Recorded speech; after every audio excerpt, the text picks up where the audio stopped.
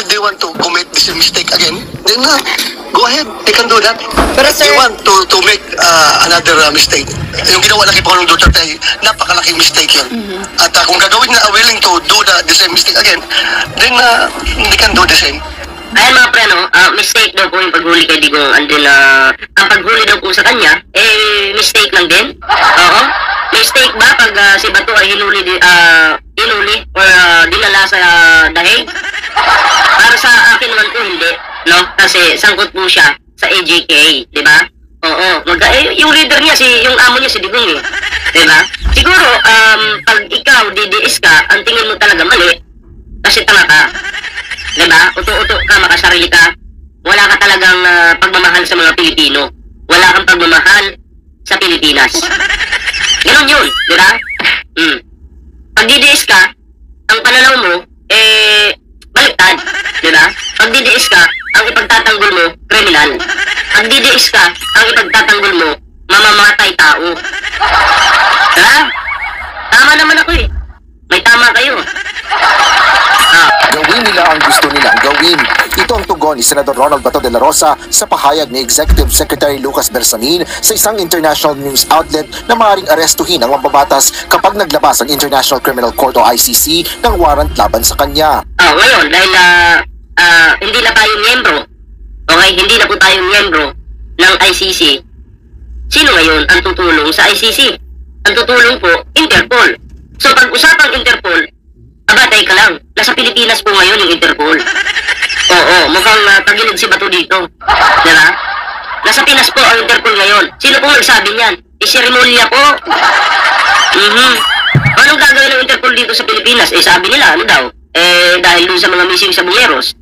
Pero kayo ba'y maniniwala na dahil lang doon sa missing sabungeros? Meron pang may mas malalim na issue sa missing sabungeros. Yun yung AJK. Imagine, 30,000 di umano yung mga namatay sa panahon ng panunungkulan ni Digong. Sino bang kasama dyan? Di ba si Bato? Albayalde? Bongo? Sara Duterte? Sino pa? Di ba? Ang dami. Kaya marami pong siguradong mananagot. Tandaan po natin ang Interpol nasa Pinas na. Patay tayo dyan. Ang ICC pa naman, hindi naman yan mag-a-announce na, eto na, may warrant of arrest na. Hindi po ganun yung ICC. Tahimik po yung kanilang galawan dyan. Katulad ng ginawa kay Digong, di ba? Tahimik lang po ang ICC. Hindi po sila yung magyayabang, hawak na namin yung warrant. Hindi. Iso-surprise ka na lang po. Di ba? Kaya yari ka ba to? Kumpirmado naman po. Nung kumpirmado naman, hindi po galing sa akin galing po ito kay Remulla na ang Interpol nasa Pilipinas po. Nasa Pilipinas na po. Patay ka dito ba to? Kasi ang Interpol, hindi naman tayo miyembro na ng ICC, no? Pero ang Interpol, pwede tulungan yung ICC. Iyari na. Isinasangkot ang senador sa libu-libo umanong namatay sa War on Drugs campaign bilang dating hepe ng Philippine National Police sa ilalim ng administrasyon ni dating Pangulong Rodrigo Duterte. Ngunit giit ni Senador de la Rosa, walang jurisdiksyon ng Sa panahon ni Digong, I think si Bato, 1 star, tapos tumalon, naging 4 star. Pero si General Torre, 2 star na yan eh. Di naging PNP chief na, di ba? At halata naman pong makatao po si General Torre. Makatao. May prinsipyo po. Hindi nababayaran, di ba? Pero si Bato, ay sus Mariusep, puro ang pinagtatanggol niya isang pamilya. Dutae. Kung wala daw dutae, wala daw Bato. Sabagay, sa bundok. Pag dumudutae ka sa bundok, walang tubig, anong gagamitin mo? Panlinis ng puwet mo. Di ba Bato? Hindi, nakakwento ko lang. Ganun kasi yung ginagawa sa mga bundok-bundok na eh. Diba? ICC sa Pilipinas. Gayon din ang pagpapatupad ng pamahalaan ng warrant galing sa isang international body na walang jurisdiction sa bansa. Itinanggi rin ito na may natanggap siyang impormasyon kaugnay ng paglalabas ng arrest warrant ng ICC para sa kanya. Ewan ko, mahilig sila sa gano'n, no? Kapag may mga mainit na issues na pinupukol sa Malacanang, ngayon, pinag-usapan na naman tungkol yung nangyari kay First Lady. Ngayon, gagawa na naman sila ng issue about ICC and the Senator. Hindi, ang pamahalaan, ang administrasyon, hindi gumagawa ng issue. At tungkol sa ICC ba to? Hindi. Lumabas lang talaga yung issue. Galing mismo yan sa tagapagsalita ng ICC. Diba? Hindi yung Malacanang yung gumagawa ng issue. Ang galing mong... Eto si Bato talaga, ang galing baliktad ano. Galing. Ang Malacanang ba, gumawa ba ng issue patungkol sa ICC? Hindi po. Diba? Issue nyo yan. Pilit na lumalabas. Kahit anong tigil mo sa issue na yan dahil mababaho kayo. Anong ibig sabihin nun? Yung tinatago nyo yung baho, lalabas at lalabas yan. Hindi mapipigilan yung Bato. Matagal ng issue yan at hindi ginawa yung issue na yan ng Malacanang. Oh. Para to divert the issue. Kaya yun mo na mahilig ang mga tao dyan sa Malacanang. Normal yung divert na issue na yan. Normal yan Bato. Para ka namang hindi politiko no? So, eto na lang yung gamitin, utak. Eto. Oh, normal yang i-divert mo yung issue. Okay? Normal yun. Politiko ka, dapat alam mo yan. Oh. Ang utak politiko, ganito yan eh. Teka, natatabunan na yung issue ng war on drugs Balik natin. Kailangan umingay ko. Kasi yun naman yung katotohanan, kailangan managot yung may sala. Kasi mukhang hindi na napapag-usapan, mukhang hindi mapapanagot yung tao may sala. Ganun yun. Ay, naku naman ba to? Para ka naman hindi politiko eh.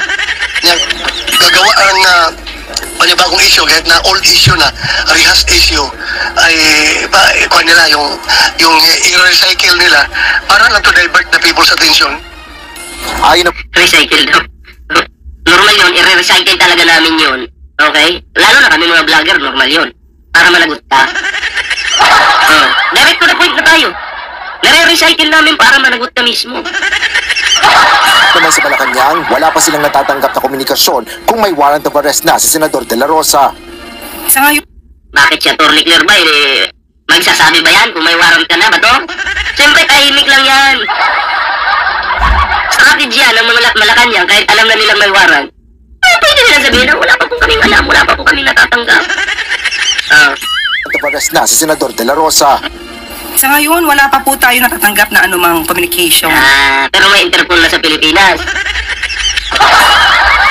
Yay! Idol ko talaga to si attorney, no? Kung meron na pong warrant of arrest para sa mga co-perpetrators ni dating Pangulong Duterte. Iniagree ng mambabatas na hindi siya dadalo sa nalalapit na ika-4 na State of the Nation Address. Dapat lang hindi ka dumalo. Wala ka namang bilang eh. Wala ka namang bilang, dadalo ka sa suna ng Pangulo. Diba? Kasi kayo din mismo yung, naninira eh. Masakit sa inyo na yung success ni PBBM, makikita ninyo harap-harapan. Hindi kayo dadalo kasi bakit? Ano bang nagawa ng lustay mo? Ikaw mismo ba to? Ano nagawa mo? Mahihiya kang dumalo doon, bakit? Bakit ba to? Kasi alam nyo sa sarili nyo na kayo yung naninira sa administrasyon. So, ang kapal naman yung mukha nyo, magpakita pa kayo doon. Diba? Ay, naku po. Yung Ferdinand Marcos Jr. sa July 28. Sa 28? Ayaw ko magipagplastikan. Alangan man pupunta ko doon na nakasimangot. Alam naman pumunta ka doon. Ikaw yung naninira. Ano magiging tingin sa mga tao? Si Bato ang kapal na mukha talaga. Diba? Alangan naman, pangit, di ba? Alangan nung pupunta ko doon na pa-smell-smell, kahit na masama ang loob ko sa kanila. Siya kayo may masama yung loob Ikaw kayo may masama yung loob. Huwag ka nang pumunta, wala ka namang bilang. Paglilinaw naman ni De La Rosa, personal niyang desisyon na hindi pagdalo ng SONA at walang kinalaman dito ang mga senador na kasama niya sa Duterte 7 Block. Gayunman, umaasa itong tututukan ng gobyerno ang pagpapaganda ng buhay ng mga Pilipino. Sana all concern sa mga Pilipino si Bato. Pero pumapatay sila ng Pilipino. Ang galing ng ating walang kwentang senador. Ang galing ng ating, kumbaga, aso na senador. Aso-aso ni Sara. Naku po. Asher Kadapan Jr. So yan, maliwanag ko Si Bato hindi dadalo sa suna ni PBBM. Pangalawa, masama daw yung loob ni Bato. Ang kapal na mukha talaga, no? Pangatlo, Interpol nasa Pinas na. Sino pong nagsabi? Si Remulla po, ha? Kaya si Bato yari. Good luck na lang sa'yo, Bato, ha? O sana makatulog ka ng mahimbing. So, yan mga pre, next topic po tayo. Eto, bigyan natin itong mga ghost o multo. Mga multo ni Sara Nako, ibang klase, sabi nila, si Sara Duterte daw po matino. Hindi daw po magnanakaw, pero may ghost employees. Di ba? Hindi niya yun ma-explain. Ito na, bigyan po natin ito ng reaksyon. Alam ba niyo kung ano yung na-discover lang natin ngayon sa ating DepEd? Na merong 52 million pesos na ginastos para sa mga multong estudyante sa loob ng DepEd. Buti nga nakita ngayon ng ating Multong estudyante sa loob ng DepEd. DepEd Secretary na si Sani Angara. Ito mga multong to. Ngayon, ang problema, saan ba nanggaling itong mga multong to? At bakit na yung mga multong si Sara Duterte? Para alam lang niyo alam mo ba nung panahon niya bilang mayor ng Davao, meron na siya mga multong kasama to the tune of 11,000 ghost employees. At itong mga multong to ay 11,000 ghost employees. Magkano yung sahod yan per day? I-calculator nga natin, wait lang Mag-calculator tayo. Calculator. Wait lang. 11,000 ghost employees. Ilan ba yung exact, 11,246. Okay, i-calculator natin para alam niyo magkano yung nananakaw na pera ng taong bayan monthly. Okay? Para alam niyo mga pre. So, eto na. Palakihin lang natin. Okay? Para alam niyo po magkano yung nananakaw ng mga magnanakaw monthly. Okay? 11,246. 11,246. Pagpalagay ko natin. Okay? Ang sahod niyan, kada isang tao, ang sahod 15K monthly. Times 15,000. Ang monthly Monthly po. O pinakamababa na ngayong 15,000. Sahod sa gobyerno, pinakamababa na yan. Monthly. Ito na. Magkano? Ang ina, laki. 168 billion. Laki nyo na. Monthly? Ano ba? Ako lang naman nag-estimate niyan. Ano tingin nyo? Ang ina, laki nun Tapos, sasabihin nyo, matino yung Sara nyo. Tapos, meron siyang 11,246 ghost employees. Ibig sabihin ng ghost, nilagay-lagay lang yung pangalan, sumasahod yung pangalan na yun, pero hindi naman totoong tao. Diba? Ganyan, pwede siyang totoong tao, pero hindi nagtatrabaho talaga. Pinangalan lang sa tao na yun. Pero sumasahod yun, monthly. Diba? to the tune of 11,000 ghost employees. At itong mga multong to ay namana niya sa kanyang tatay. Yun ang nakapagtataka talaga. Anyway, ang issue lang naman na lumalabas, 52 million pesos para sa mga multo ni Sara Duterte. Asan ba itong mga multong to? Sino ba itong mga multong to? At ito ba yung mga parehong multo na pinangalanan nila nung gumastos siya ng 125 million pesos na confidential funds na nagkaroon ng mga pangalan na tulad ni Mary Grace Piatos at kung ano-ano pang mga inventong pangalan. Yan ba yung mga multong to? Yun ang problema. Ang ating Department of Education Secretary na dati na si Sara Duterte ay mukhang hindi interesado sa edukasyon ng ating mga kabataan. Hindi siya Wala interesado. talaga, pupunta lang yan sa paaralan, no? Hawakan lang yung ulo ng bata. Para kunyari makatao. O para kunyari mahal yung mga estudyante. Plastic ang lustay. Na matulungan ang ating mga mamamayan na maging mas matalino. Mukhang ang interest niya gawing mga mangmangang mga Pilipino. Bakit? Kasi pag mangmangang Pilipino, mas Mangmang din siya eh. Diba? Sus Mariusip. mabudol, mas mabilis mauto, at mas mabilis mapasunod sa mga gusto ng mga Duterte.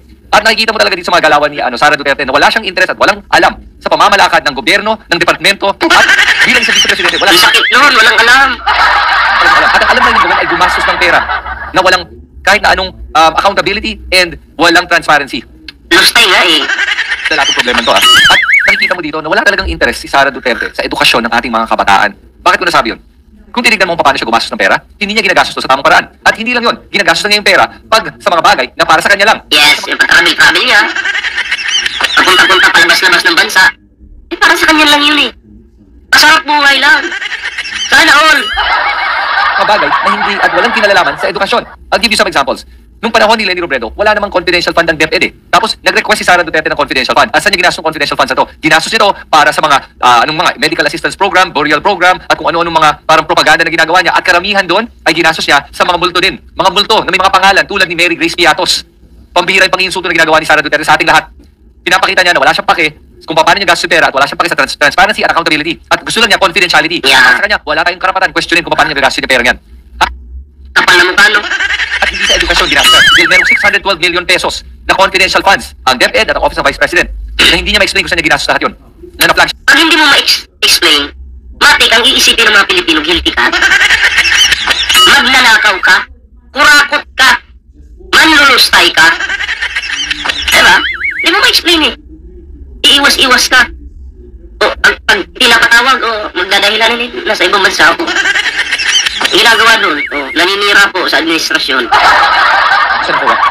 Tapos, pag makita mo nga dito, di ba, naalala niyo 125 million pesos, nagastos niya in 11 days. Grabe pagdating sa confidential funds, ang bilis niya ubusin yung pera. Parang ganyan lang, parang bola. Pero pagdating sa mga budget na para sa ating mga guro at sa ating mga estudyante na makakatulong na hindi maging mga ating mga estudyante, paano niya ginastos yun? I'll give you an example kung gaano kabagal yung paggastos niya dito. O kaya, Siyempre, sayang daw eh. Imbis igastos sa DepEd, pansarili na lang. Diba? paano hindi ginastos yung pera? Meron siyang 10 billion na computerization program budget. 10 billion. O wala mo magkano ginastos niya doon para sa computerization ng ating education system. Wala pang 3 billion. Pinabayaan niya, underutilized, hindi niya ginamit. Kaya ngayon, yung ating mga guro ay Tamad kasi. kailangan pang bumili ng laptop gamit sarili nilang pera dahil walang ma-provide ang DepEd nung panahon niya. Ganun niya pinabayaan ang ating edukasyon bilang Education Secretary. Hindi lang yon. Napag-iwanan po tayo sa totoo lang. Dahil dito kay Sara Duterte, pansarili po yung iniisip. Diba? Napabayaan po yung edukasyon. Napag-iwanan yung Pilipinas. Paano ba naman kasi? Bakit yung kasi nilagay si Sara Duterte dyan? Bilang DepEd Secretary, wala namang alam yan. Sabagay, noon, may tiwala kasi yung Pangulo, no? Kay Sara Duterte, yung pala, nagkamali po si PBBM. Naglagay po pala si PBBM ng ahas dyan sa DepEd. Ayan, nagkaletsi-letsi po. Yung panahon, Sara Duterte, bilang DepEd Secretary, meron siya kailangan magawa na over 6,300 classrooms. Mandato niya yan, nagagawin niya dapat yan. Hindi niya ginawa. Alam mo kailan na nagawa niya? 192 classrooms out of 6,300 classrooms. Sus, Mariusip naman. Okay, sabi sa akin, interesting. Yung mga classrooms na yun, imbis ipagawa doon, magkano yun? 6,300 dapat magawa. Ang nagawa lang, 192 classrooms. Sayang kasi pag pinagawa mo lahat yung 6,300, di wala kang mabubulsa eh.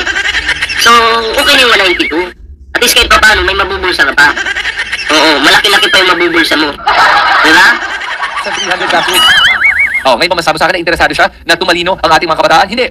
Ang interes niya ay gawing mangmang lahat ng mga Pilipino. Para sa ganun, sunod-sunuran na lang tayo sa kanilang lahat. Tama. Huwag po tayo papayag sa mga ganito. Kaya, kino-comment ko si DepEd Secretary Sani Angara ngayon na nakita nila itong anomalya na rin na ito. And let's call her out for what it is. Na dapat talaga masamahan na ng kaso to eh.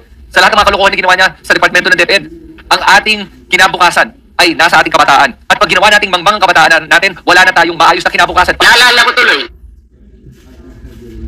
Ito masingit ko lang naalala ko tuloy. Si Marcoleta, ano sabi niya?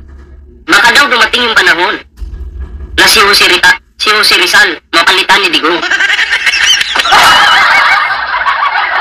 Baka dumating ang panahon na si Jose Rizal ay mapalitan ni Digong nyo.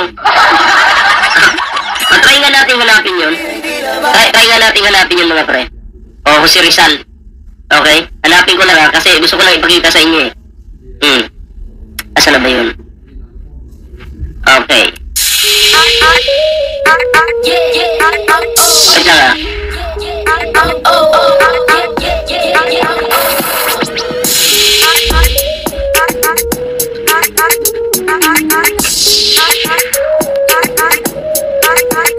Ako, meron din.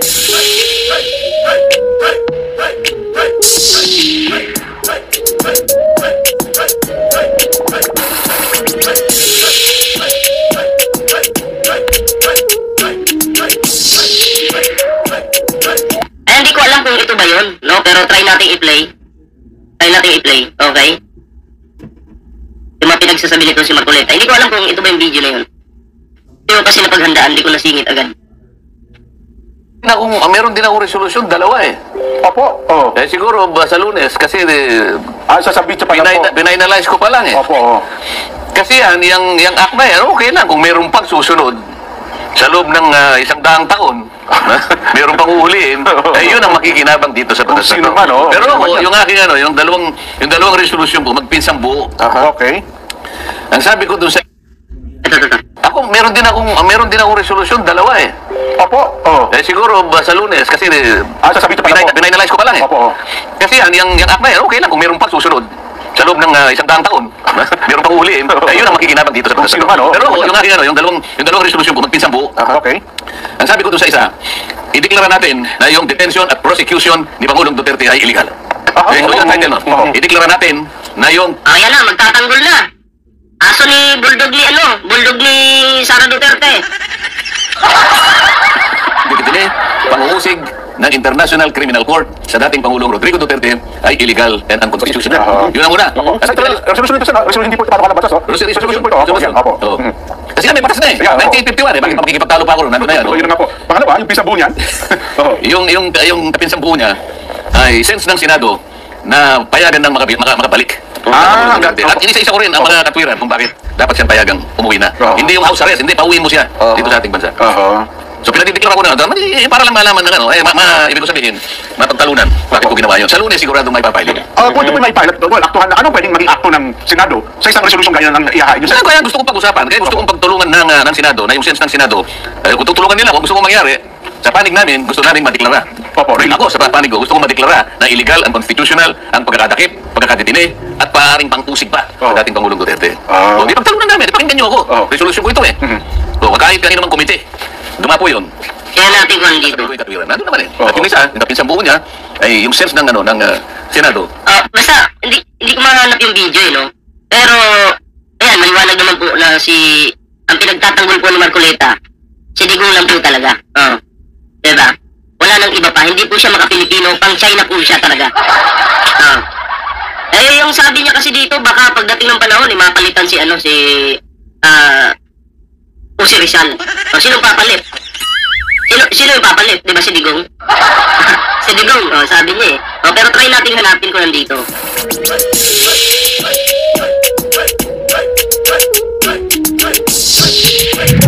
Nandito yun eh.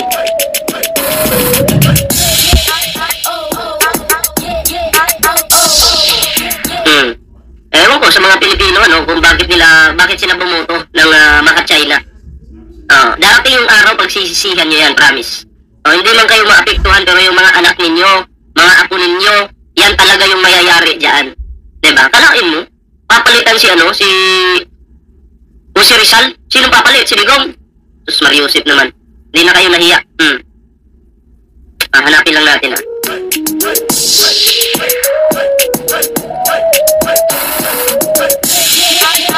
Ang sarili nilang Pangulo na wala... Try natin, baka ito yun hindi ako sure, pero try lang natin. Ang sarili nilang Pangulo na walang inisip kundi ang kapakanan ng kanyang bansa. Baka dumating po ang pagkakataon. Ito yun. Baka dumating po ang pagkakataon, mapalitan si Dr. Jose Rizal. Baka ang maging national hero natin ay si Pangulong Duterte. Tanga na, papayag ba kayo na maging national hero, mamamatay tao? Si Pangulong Duterte, Duterte tuloy. Si Digong, papayag ba kayo na yan yung maging national hero? Yan yung sabi ni Marcoleta. Baka dumating daw yung panahon. Nangarap ka ng gising. Kapal na muka. Eto. Palitan si Dr. Jose Rizal. Eto. Baka dumating po ang pagkakataon, mapalitan si Dr. Jose Rizal. Baka ang maging national hero natin ay si Pangulong Duterte. Diba? Tapos, ayari, nagsigawan yung mga tanga. Nagpalapakan yung mga tanga. Uulitin ko po, papayag po ba kayo nang maging national hero ay si Digong? It's a pera na po si Jose Rizal. Payag ba kayo? Yung protector, magiging national hero? Yung protector na mga pinagbabawal na pulburon, magiging national hero? Diba? Ginagago na po kayo nitong Marcoleta na to. Ginagago na po yung Pilipinas. Ginagago niya po yung mga Pilipino. Natawa pa nga siya eh. Sa kanyang mga sinabi, si Digong gagawing national hero. Ang ino yan. Diba? Anyway, mga pre kayo, ano yung reaction nyo dito? Gagawin palang national hero eh. Anong tingin nyo? Comment down below mga pre para mabasa natin. Welcome to Team Sam TV, your channel for the latest news updates. Here, we break down the biggest stories from around the globe, covering everything from breaking news to politics. Whether you want to stay informed or just catch up on what's happening, we've got you covered. So, don't forget to subscribe and hit that notification bell so you never miss out on the latest news. Join the Team Sam TV family, and let's explore the world together, one update at a time.